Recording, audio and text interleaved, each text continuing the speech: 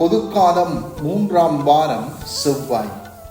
நற்செய்தி வாசகம் புனித மாற்கு எழுதிய தூய நற்செய்தி அதிகாரம் 3 இறைவார்த்தைகள் 31 தொடக்கம் 35.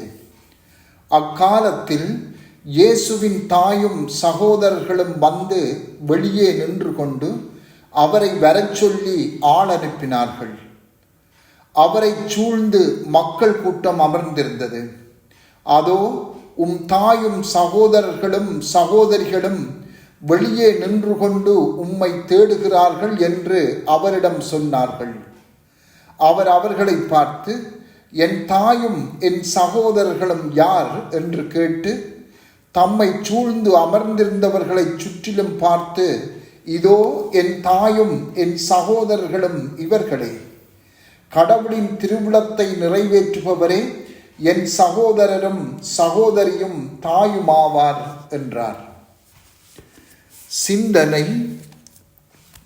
இன்றைய நற்செய்தி வாசகம் ஒரு ஆச்சரியமாக உள்ளதை உணரலாம். தாயும் சகோதரர்களும் சகோதரிகளும் வெளியே நின்று கொண்டு உம்மை தேடுகிறார்கள் என்று இயேசுவுக்கு சொல்லப்பட்ட போது, என் தாயும் சகோதரர்களும் யார் என்று உடனே இயேசு கேட்பது சற்று நின்று சிந்திக்க வைக்கின்றது. என் தாயும் சகோதரர்களும் யார் என்று கேட்பதன் மூலம் இயேசு என்ன சொல்ல விளைகிறார்? தன் தாயையும் சகோதரர்களையும் இகழ்கின்றாரா?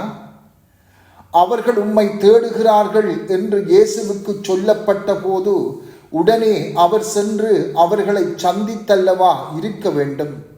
ஏன் அதை செய்யாமல் இவ்வாறு கேள்வி கேட்கின்றார்? மேலும் அவர் அப்பாலே சென்று தம்மை சூழ்ந்து இருப்பவர்களை சுற்றிலும் பார்த்து, இதோ இவர்களே என் தாயும் என் சகோதரர்களும், கடவுளின் திருவுளத்தை நிறைவேற்றுபவரே என் சகோதரரும் சகோதரியும் தாயும் ஆவார் என்றும் கூறுகின்றார். இயேசு இவ்வாறு கூறியதை வைத்துக்கொண்டு சிலர் தவறாக புரிந்து கொள்ளலாம். இயேசு தமது தாயையும் சகோதரர்களையும் தூரத்தில் வைக்கின்றாரா, அல்லது அவர்களோடு உறவு கொள்ள விரும்பவில்லையா என்றவாறு புரிதல்கள் ஏற்படலாம். இதை பற்றி நாம் சிந்திக்கும் போது இயேசு தமது தாயின் மீது நிறைவான அன்பு கொண்டிருந்தார். அவ்வாறே மரியாவும் தம் மகன் மீது நிறைவான அன்பு கொண்டிருந்தார். ஆனால் சகோதரர்கள் என்று வரும்போது ஒன்றுவிட்ட சகோதரிகள் என்று பொதுவாக சொல்லும் வழக்கம் அவர்கள் மத்தியில் இருந்தது. ஆனால் இவர்கள் இயேசு மீது நிறைவான அன்பு கொண்டிருந்தார்கள் என்று சொல்ல முடியாது. ஆயினும் இயேசு இவர்களோடு உறவு கொள்வதை விரும்பவில்லையா? நிச்சயமாக அப்படி இருக்கவும் முடியாது.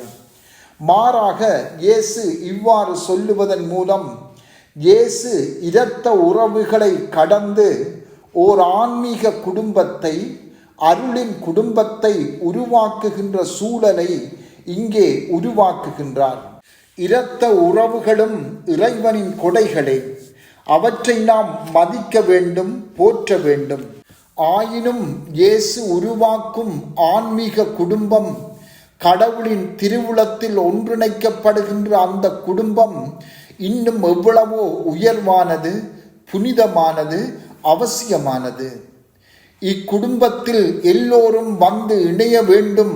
அந்த இணைவு ஒவ்வொருவரும் தத்தமக்குரிய கடவுளின் திருவுளத்தை நிறைவேற்றுவதனாலேயே சாத்தியமாகும். மரியன்னை கூட இயேசுவின் தாயாவதற்கான முதன்மையான காரணம் இயேசு என்ற மனிதனை பெற்றெடுத்ததனால் மட்டுமல்ல, இயேசுவின் தாயாக வேண்டும் என்ற கடவுளின் திருவுளத்தை முதலில் ஏற்று அதை பிரமாணிக்கத்தோடு நிறைவேற்றினதாலேயே இந்த ஆன்மீக அருளின் குடும்பத்தில் மிகச்சிறந்த நெருங்கின உறுப்பினரானார். இது எங்கள் மட்டிலும் உண்மையாகும். நாமும் கடவுளின் திருவுளத்தை பிரமாணிக்கமாக நிறைவேற்றும் போது நாமும் இயேசுவின் அருளின் குடும்பத்தில் தாயாகவும் அவரது சகோதரராகவும் சகோதரியாகவும் இணைய முடியும். செபம். ஆண்டவரே, உமது திருவிழத்தை நிறைவேற்ற எம்மை முழுமையாக அர்ப்பணிக்கும் வரத்தை எங்களுக்கு தாரும். ஆமென்.